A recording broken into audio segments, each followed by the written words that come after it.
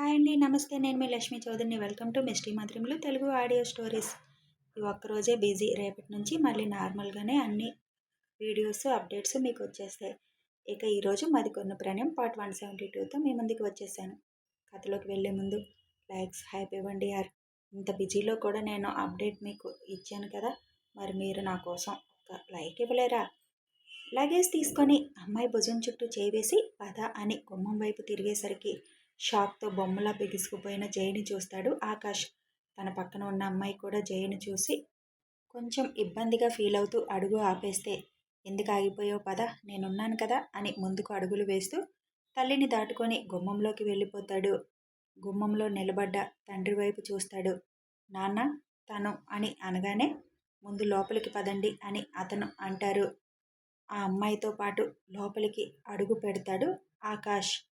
ఇంకా అప్పటికి కూడా షాక్లోనే ఉన్న జయని చూసిన భర్త జయ దగ్గరికి వచ్చి కదుపుతాడు. భర్త కదిపేసరికి ఉలిక్కిపడి షాక్లో నుంచి బయటికి వచ్చి ముందుకి చూస్తుంది జయ.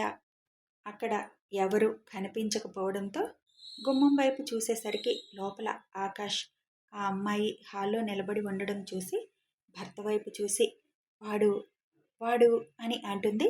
షాక్లో మాటలు రాక లోపలికి వెళ్ళి మాట్లాడుకుందాం పద అని ఆయన అనగానే మాట్లాడడం కాదు అని కోపంగా లోపలికి పరుగులాంటి నడకతో వెళ్తుంది జయ.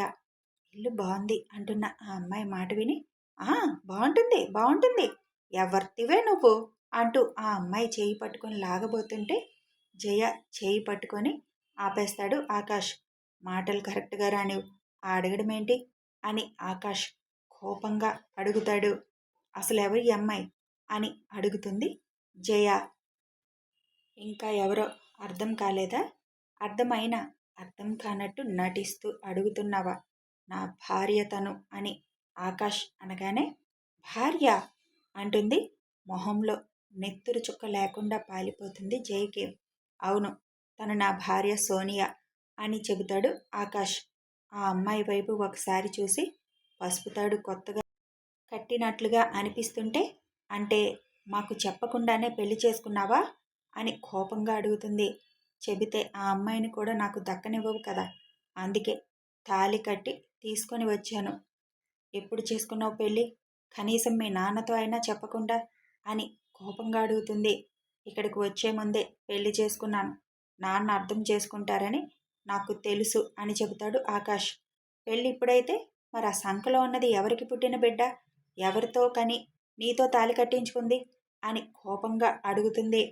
మాటలు మర్యాదగా రానివ్వు, ఎవరికో పుట్టిన వాళ్ళని నేనెందుకు తీసుకొస్తాను? తను నా కూతురు, నా రక్తం పంచుకు పుట్టిన కూతురు. ఏం మాట్లాడుతున్నావురా? నీకు ఈ అలగాది ఎక్కడ దొరికింది అంటే పెళ్ళికి ముందే మీరు అని అనేసరికి నీ దృష్టిలో అందరూ అలగా వాళ్ళు దరిద్రులే కదా. తనని ఇష్టం వచ్చినట్లు మాట్లాడితే మాత్రం ఊరుకోను. ఒకప్పుడు ఆకాష్ని కాదు నేను అంటాడు సీరియస్గా. కొడుకు అలా పరాయి అమ్మాయి ముందు తనని లెక్క చేయకుండా మాట్లాడడం సహించలేకపోతుంది జయ. అవమాన భారం ఎక్కువైపోతుంది జయకి. అసలే పెళ్లి చేసుకుని వచ్చాడు, పైగా పాప. ఆ కోపాన్ని ఆ అమ్మాయి మీద చూపించడానికి ఏమే వగలాడి నా కొడుకుని ఎక్కడ పట్టావు అని కోపంగా ఆ అమ్మాయిని కొట్టడానికి చెయ్యెత్తేసరికి చెయ్యి పట్టుకొని విసిరి కొట్టేసరికి తూలి ముందుకు వెళుతుంది జయ. అయినా ఏమాత్రం తగ్గకుండా ఇన్ని రోజులు అమెరికా వదిలిపెట్టి రానిది ఇందుకోసమా? ఇక్కడ దరిద్రపు దాన్ని ప్రేమించానని, గుండెల్లో పెట్టుకున్నానని ఏదేదో మాట్లాడావు అంటే అదంతా అబద్ధమా అని కోపంగా అడుగుతుంది జయ. ఇప్పటికి 3 సార్లు చెప్పాను, మాటలు జాగ్రత్తగా రానివ్వు, ఏది మాట్లాడినా అని. ఎవరు దరిద్రపురాలు? ఇంకా నువ్వు తనని పట్టుకొని అదే మాట అంటున్నావా? తను దరిద్రపురాలు ఎలా అవుతుంది? తను ఇప్పుడు దక్షత్ హృదయ రాణి. అమ్మాయిలంటేనే ఆమెడు దూరంలో ఉంచే దక్షత్ ఆ అమ్మాయి మెడలో తాళి కట్టాడు అంటే ఎంత గొప్పదో ఇంకా అర్థం కాలేదా అని ఆకాష్ కోపంగా అడిగేసరికి పెళ్లి గురించి కూడా తెలిసిందా అని షాక్ అయిపోతుంది. నేను ప్రేమించింది నిజం, గుండెల్లో దాచుకుంది కూడా నిజమే. నీ వల్ల తనకి దూరమైంది కూడా నిజమే కదా. ఇంకొకసారి తనని ఏమైనా అన్నావంటే మర్యాదగా ఉండదు, తల్లి అని కూడా చూడను అని కోపంగా అంటాడు. ఆకాష్ భూమిని అంతగా ప్రేమించి మరి ఈ అమ్మాయిని ఎలా పెళ్లి చేసుకొని వచ్చావు, పైగా బిడ్డ కూడా అని అడుగుతాడు తండ్రి. నేను భూమిని ప్రేమించిన మాట నిజం నాన్న. తన పెళ్లి ఫోటో చూసిందాకా తను నా మనసులోనే ఉంది. కానీ ఇప్పుడు తను ఇంకొకరి భార్యగా మారిపోయింది. ఇక తనని నా మనసులో పెట్టుకోవడం కరెక్ట్ కాదనిపించింది. తనని మర్చిపోవడానికి ప్రయత్నం చేయాలి అనుకున్నాను. చేస్తాను కూడా. ఇక సోనియాతో పెళ్ళి. తను నన్ను ప్రేమించింది నాన్న. ఎంతగా అంటే నేను భూమిని ఎంతగా ప్రేమించానో తను నన్ను అంతగా ప్రేమించింది. ఇక్కడి నుంచి నేను వెళ్ళిన 4 నెలలకే తను నన్ను ప్రేమించడం మొదలుపెట్టింది. ఎంఎస్ ఇద్దరం ఒకే యూనివర్సిటీలో చేశాం. ప్రపోజ్ కూడా చేసింది. కానీ నేను ఒప్పుకోలేదు. భూమి గురించి చెప్పాను. ఎప్పటికైనా తనకి క్షమాపణలు చెప్పి తనని పెళ్లి చేసుకోవాలని ఉంది. తన కోసమే నేను ఎదురు చూస్తాను ఎన్నాళ్ళైనా అని కూడా చెప్పాను. కానీ తను నన్ను ప్రేమించడం మానలేదు. అలా అని నన్ను ఇబ్బంది కూడా పెట్టలేదు. మేమిద్దరం ఒకే కంపెనీలో కూడా జాబ్ చేస్తున్నాం.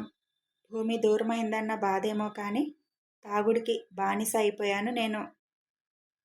మా ఆఫీస్ ఫంక్షన్లో బాగా తాగేశాను. ఆ రోజు తనే నన్ను నా రూమ్కి తీసుకొచ్చింది. పూర్తిగా తాగిన మత్తులో ఉన్న నేను భూమి బాగా గుర్తు రావడంతో ఎమోషనల్ అవుతుంటే తను నన్ను ఓదార్చే ప్రయత్నం చేసింది. తాగిన మత్తులో ఉన్నాగా ఆడపిల్ల స్పర్శ తగిలేసరికి భూమి భూమి అంటూ తనని నేను సొంతం చేసుకోబోయాను. వారించింది కానీ నా బలం ముందు తన బలం సరిపోలేదు. తను కూడా నన్ను ప్రాణంగా ప్రేమించింది. కనీసం ఇలా అయినా నేను దగ్గరయ్యాను అనుకుంది. తనని తాను నాకు అర్పించేసింది. మత్తు వదిలిన నాకు తనతో నేనున్న స్థితి చూసుకోగానే పిచ్చెక్కిపోయింది. తనని కొట్టాను కూడా ఆ రోజు అడ్వాంటేజ్ తీసుకుంది అని. కానీ తను ఆ రోజు ఒకటే మాట చెప్పింది. నీ లైఫ్లోకి నేను అడ్డురాను. నిన్ను ప్రాణంగా ప్రేమించాను. నువ్వు నన్ను కావాలని రాత్రి కోరుకున్నావు. నేను కూడా నీ మీద ప్రేమతో దగ్గరైపోయాను. ఇక్కడితో అయిపోయింది. దీని గురించి నువ్వేమీ ఆలోచించాల్సిన అవసరం లేదు. నీ జ్ఞాపకాలతో నేను హ్యాపీగా ఉండిపోతాను. నువ్వు భూమిని చేసుకున్నా నేను మీ జీవితంలోకి ఎప్పుడూ అడ్డురాను అని చెప్పేసి వెళ్ళిపోయింది. నన్ను ఇబ్బంది పెట్టకూడదని ఆ జాబ్ మానేసి వేరే జాబ్లో జాయిన్ అయిపోయి నాకు దూరంగా కూడా వెళ్ళిపోయింది. అనుకోకుండా 4 నెలల క్రితం తను నాకు కనిపించింది. నాకు షాక్. తను ప్రెగ్నెంట్ అవ్వడానికి కారణం నేనే అని అనిపించింది. అదే అడిగాను తనని. ముందవన్నీ మీకెందుకు? ఇక మీ లైఫ్ మీదే, నా లైఫ్ నాది అంది. ఎందుకు ఆ బేబీని మోస్తున్నావు? అబార్షన్ చేయించుకోకుండా అని అడిగాను. నేను మిమ్మల్ని ప్రేమించాను. మీతో లైఫ్ లాంగ్ ఉండలేకపోయినా మీ జ్ఞాపకం నా దగ్గర ఉంటుంది కదా. హ్యాపీగా ఉంటాను. ఈ బేబీని అడ్డు పెట్టుకొని మిమ్మల్ని నేను ఏమీ ఇబ్బంది పెట్టను. ఇప్పుడైనా మీరు నన్ను చూశారు. నేను మీ దగ్గరికి రాలేదు అని వెళ్ళిపోయింది నాన్న ఆ రోజు. కనీసం తన పేరెంట్స్ కూడా ఆ రోజు ఏం మాట్లాడలేదు. నన్నేమీ అడగలేదు. కానీ ఆ రోజు నుంచి నాకు గిల్టీగానే అనిపించింది. తను ఒక ఆంగ్లో ఇండియన్. తన తల్లి మన దేశం. తండ్రి లండన్ వ్యక్తి. అమెరికాలో ఇద్దరు ఉద్యోగాలు చేసుకుంటూ స్థిరపడ్డారు. కూతురు తన తప్పు లేదని నా గురించి చెప్పగానే వాళ్ళు కనీసం నన్ను ఒక్క మాట కూడా అనకుండా వెళ్ళిపోయారు. అలా అని నేను తనని నా జీవితంలోకి ఆహ్వానించాలని కూడా అనుకోలేదు. ఎందుకు తను అలా బిడ్డను మోయాలి అని మాత్రమే అనుకున్నాను. అప్పటికి నేను భూమి కోసమే ఆలోచించాను. ఒక్కతే ఉండడంతో డెలివరీ అయ్యే వరకు తనతో ఉండమని కోరుకుంది సోనియా. అది కూడా తోడుగా మాత్రమే. నా రూమ్కి తీసుకొచ్చి నాతోనే ఉంచుకున్నాను తనని. తను నా ఎదురుగా ఉన్నా కూడా భూమిని ఎలా చేరుకోవాలి? దక్షతను దాటి ఒక్కసారి తనతో మాట్లాడి క్షమాపణలు చెప్పి తనని పెళ్లి చేసుకుంటానని అడగాలని చాలాసార్లు ఆలోచించాను. అదే టైంలో మీరు కూడా రమ్మని అంటున్నారు కదా. ఈసారొచ్చి ఎలా అయినా డైరెక్ట్గా దక్షతతోనే నా ప్రేమ విషయం చెప్పి క్షమించమని అడిగి భూమిని నాకిమ్మని అడగాలని అనుకున్నాను. అందుకే ఇండియా రావడానికి, ప్రయాణానికి అన్ని ఏర్పాట్లు కూడా చేసుకోవడం మొదలుపెట్టాను. అదే టైంలో సోనియా డెలివరీ అయ్యింది.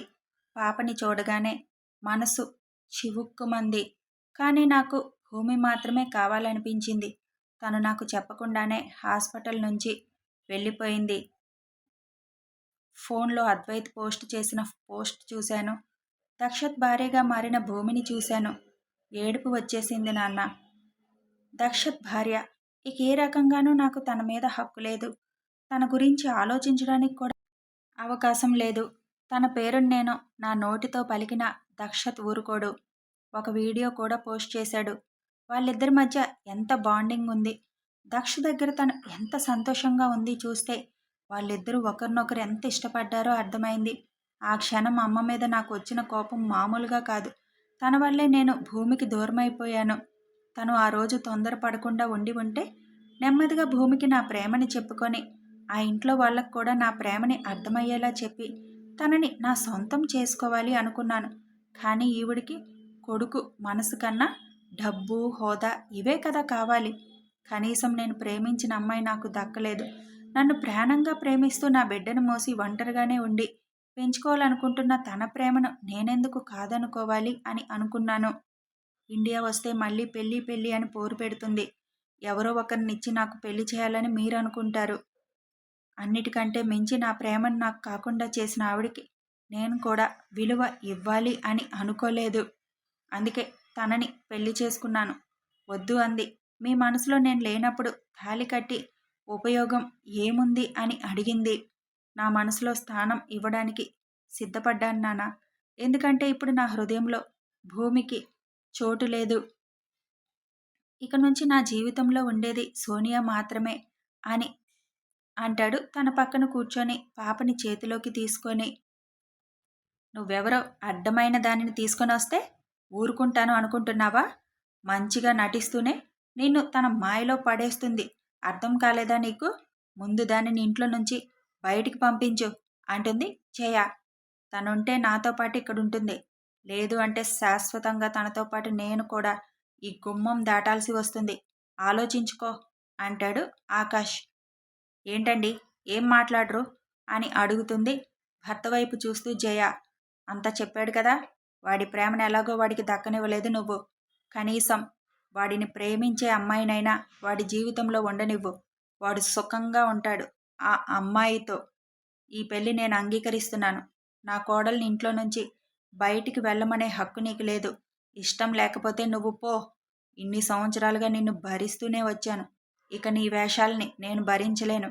నా కొడుకు సంతోషం నాకు ముఖ్యం అని ఖరాఖండిగా ఆయన చెప్పగానే నోరెత్తలేకపోయింది జయ. అందుకే నేను రానన్నాను. అనవసరంగా నా వల్ల మీ పేరెంట్స్తో మీరు అని సోనియా అంటుంటే ఎప్పటికైనా తెలియాల్సిందే కదా సోను అని అంటాడు ఆకాష్.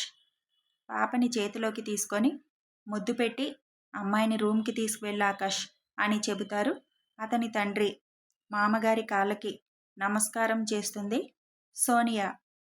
సంతోషంగా ఉండి తల్లి, నా కొడుకుని సంతోషంగా ఉండేలా చూసుకో అని చెప్పి పాపని వాళ్ళకి ఇచ్చి వెళ్ళండి, వెళ్ళి ఫ్రెష్ అయ్యి రండి, ఏమైనా తిందురు గాని అనేసరికి సోనియాని తీసుకొని తన రూమ్కి వెళ్తాడు ఆకాష్.